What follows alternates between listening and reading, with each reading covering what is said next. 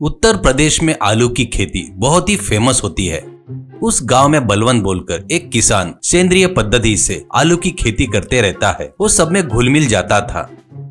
उतना ही नहीं, वो अपने खेत के बाहर ही अपने खेत में उगे आलू से आलू दम मूरी बनाकर बेचते रहता है।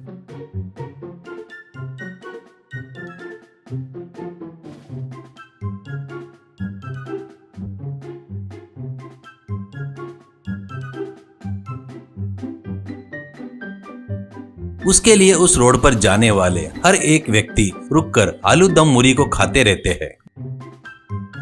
उतना ही नहीं, उसके खेत में फ्रेश उगे आलू को खरीद कर ले जाते थे।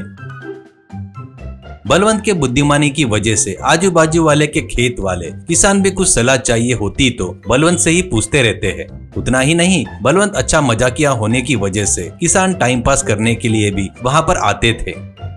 वो देखकर वहीं पे रहने वाला साथी किसान वीरू को ये पसंद नहीं आता।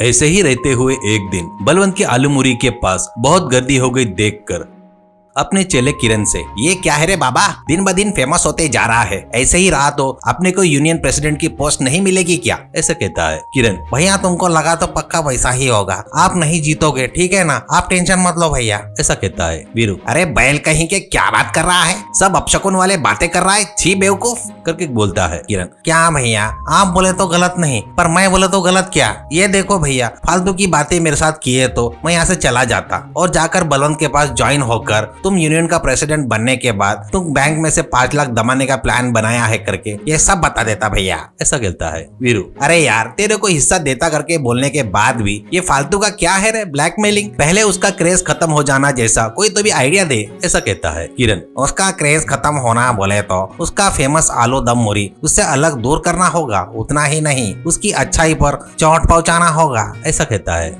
ऐसे ही रहते हुए कुछ दिनों बाद जॉकी बोलकर एक गुंडा बलवंत के पास आकर उसके आलू दम मूरी की गाड़ी को उसको दे करके मांगता है। तो बलवंत, अरे तेरे जैसे गुंडे को ये देता हूँ तो ठीक है रे, अच्छा है, ठीक है। तेरे को यहाँ देखकर कोई अपने बीवी बच्चों के साथ यहाँ पर आकर गाड़ी को स्टैंड लगाकर रुकेगा क्या? चल चल निकल यहाँ से, मुंह बंद करके निकल और अपना काम देख ले। ऐसा कहता है। इससे वहां पर आया वीरू। देखिए क्या लोगो, तुम लोग जिसे अच्छा सोच रहे हो ना, ये बलवंत बाबू के पास एक अच्छी जिंदगी की राह चलने के लिए अच्छे इंसान में बदलना चाहता है तो उसको गाली देकर भगा रहा है क्या? उसको आलू की खेती में कमाए हुए पैसे बस नहीं हो रहे क्या? और कमाना चाहता है क्या? ऐसा कहता है। तो लोगों में से एक व्यक्ति, क्यों वीरू, तेरा दिमाग तो जगह पर है ना? अरे उस कमीने गुंडे को बलवंत क्या हम लोग ही नहीं देंगे? वैसे भी ऐसे फालतू आदमी को साथ लाने के लिए तेरे अकल ठिकाने पे नहीं है क्या? ऐसा कहते हैं। इतने में वहां पर आकर किरण, अरे भैया सॉरी भैया, हमारे भैया का पसंदीदा जानवर गधा है भैया। उसके जैसे ही हमेशा आगे वाली को उंगली करके गधे के जैसे पीछे पैरों से मार खाते रहते हैं भैया। कहने से लोग गुस्से से चले गए। उसके बाद उसे बाजू में लाके वीरू से किरण, अरे भैया क्या भैया, दिमाग तो जगह पर है ना तुम्हारा, तुम ऐसे गुंडे को लेकर आए तो तुमको ही गाली देंगे, इसलिए लोगों को तुम्हारे ऊपर दया आने जैसा उसके जैसे इंसान को लाना होगा। वैसा कौन है बोले तो बलवंत के बचपन का दोस्त, भयंकर दुश्मन, और वो है धोखेबाज शाहू भैया। उसकी परिस्थिति बिल्कुल ठीक नहीं है, अभी उसको लाना पड़ेगा। उसको वो आलू दम मूरी नहीं देगा, लोगों की नजर में बड़ा बेवकूफ हो जाएगा, इससे तुम ही मार्केट यूनियन प्रेसिडेंट बन जाओगे भैया। ऐसा कहने से वीरू दूसरे दिन शाहू के घर जाकर शाहू को अर्जेंट में आलू दम मूरी के गाड़ी के पास लेकर आता है।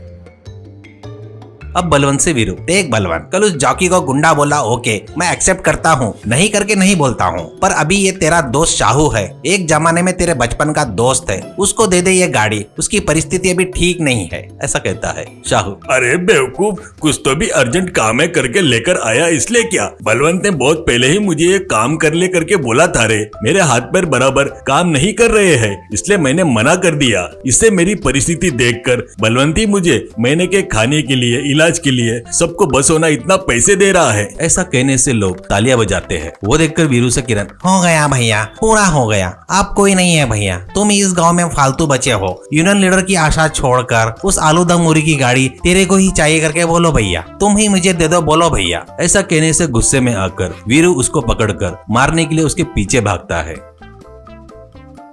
वो सब देख रहे लोग, सभी लोग हंसते हैं।